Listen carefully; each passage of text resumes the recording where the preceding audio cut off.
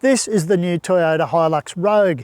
It has a refreshed interior, it has some new features including wireless charging and some new off-road driving modes, but it also has a new to the lineup stop-start system, and that's aimed at improving fuel efficiency. But get this straight, this is not a hybrid. You'll have to wait till next year to drive that. But does the new tech have any impact on the HiLux's all-round drivability or indeed its performance off-road? Well, that's what we're here to find out, so stick around. This version of the Toyota HiLux Rogue has the 48-volt stop-start system. Toyota calls it V-Active technology. Now that's available as an option in SR grades, or it is standard on SR5 grades and in the Rogue. The Rogue has a manufacturer's suggested retail price of just over $71,000, and that's got that system on board. Standard features in the Rogue include this 8-inch multimedia touchscreen system, and that's too small for my liking, but it does have wired Apple CarPlay and Android Auto, and there's also wireless charging in this new Rogue. Exterior paint choices on the Rogue include bronze, white or blue. Some of them, like silver, which is on our test vehicle, cost $675. But for even more details, make sure you read my full written review at carsguide.com.au. Apart from the refreshed front end, the HiLux Rogue retains that distinctive HiLux look, and that's a good thing. Big wheel arches on the Rogue, big side steps. They've gone easy on the chrome, which fits in well with the Rogue's appearance. It's taller, it sits on a wider track than the standard HiLux lineup. All in all, it looks pretty good. In terms of practicality, there's a lot to like about a HiLux cabin, especially in Rogue spec, because it balances that built-for-purpose sort of hard, durable plastics with some nice touches around the cabin, these leatherette sort of seats. And there are plenty of storage options. There are plenty of options also for charging, especially now with that wireless charging pad. The seats are comfortable, you've got plenty of visibility as the driver, and it's a pretty versatile space. The rear passengers are pretty well sorted out as well, especially now with those two new USB-C charge points. In terms of packability for work or for touring, the story is pretty good in the Rogue's tub. You've got marine grade carpet that protects the inside of the tub itself. That's only Velcroed in there, which is not ideal, and when you load things in, it can get a little bit slippery on that surface, but otherwise pretty good. You've got tie-down points, a 12-volt socket, you've got nice LED lighting to see what's going on in here, and you've also got an electric roller cover. But that drum does impact your load area space a little bit, but not a lot. This HiLux Rogue has the lineup's 2.8 litre 4-cylinder turbo diesel engine, and that produces 150 kilowatts and 500 newton meters. It's matched to a 6-speed automatic transmission, and it has a part-time 4-wheel drive system. This is a real quiet achiever of a setup.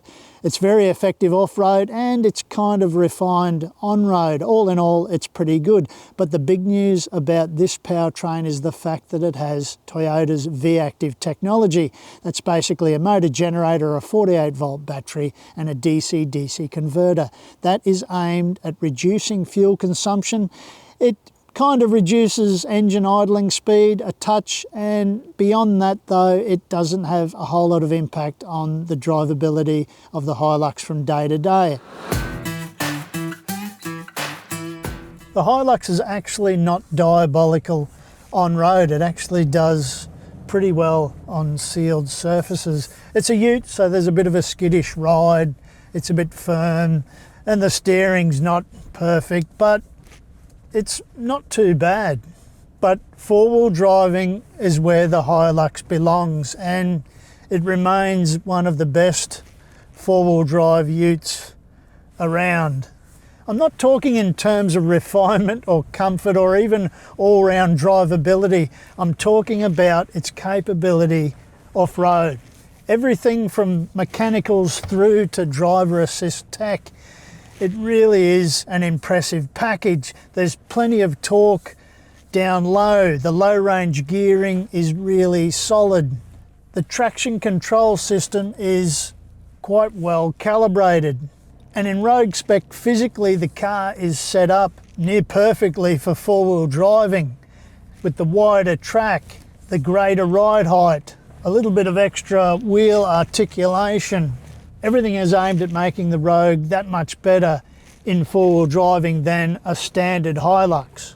But that's not to say a standard HiLux isn't any good off-road, because it is, but the Rogue just adds to that all-round package. The new technology is really just that stop-start system. And while that's aimed at reducing fuel consumption, it doesn't add anything else in terms of performance.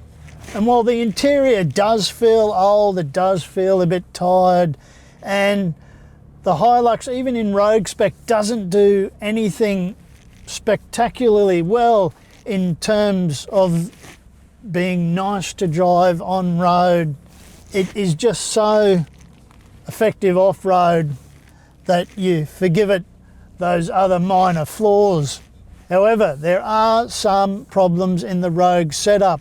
For one, the tyres on this, which is supposed to be a four-wheel drive focused model, an off-road adventure machine, the tyres are not set up for four-wheel driving.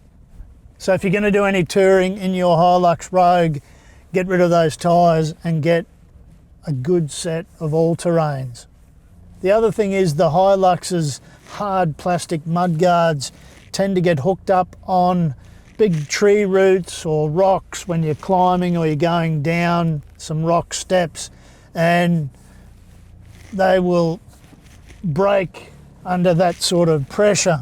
There are so many tools in the HiLux toolbox, including good low-range gearing, that rear diff lock, and now multi-terrain select, which gives you the option of several different driving modes in high or low range.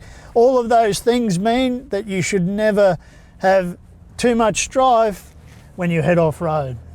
If you are planning of using your HiLux Rogue as a tow vehicle, it's handy to know that unbraked towing capacity is 750 kilograms and brake towing capacity is 3,500 kilograms.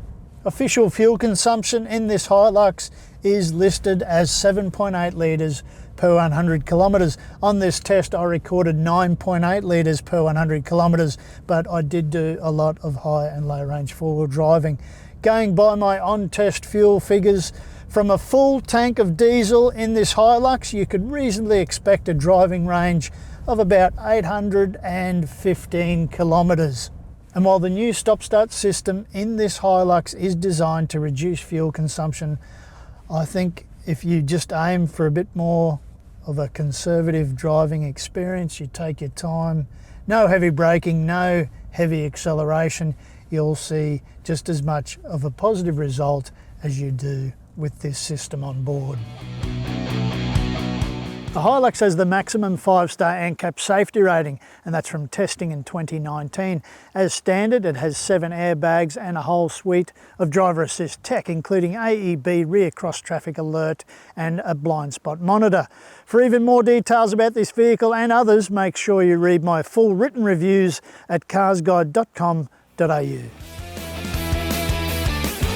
The HiLux is covered by a 5-year unlimited kilometre warranty, and service intervals are scheduled for every 6 months or 10,000 kilometres, whichever occurs soonest. For up-to-date pricing details, make sure you check out carsguide.com.au. The HiLux Rogue is very effective off-road and surprisingly not too bad on-road either, but it does lag behind a lot of other modern utes in terms of comfort, refinement and all-round drivability. But sue me, I still like it. The new technology doesn't add a whole lot to the package though, so if you're after a proper hybrid, then you're probably better off waiting until that HiLux arrives in 2025. But what do you reckon? Have your say in the comments section below, and make sure you read my full written review at carsguide.com.au.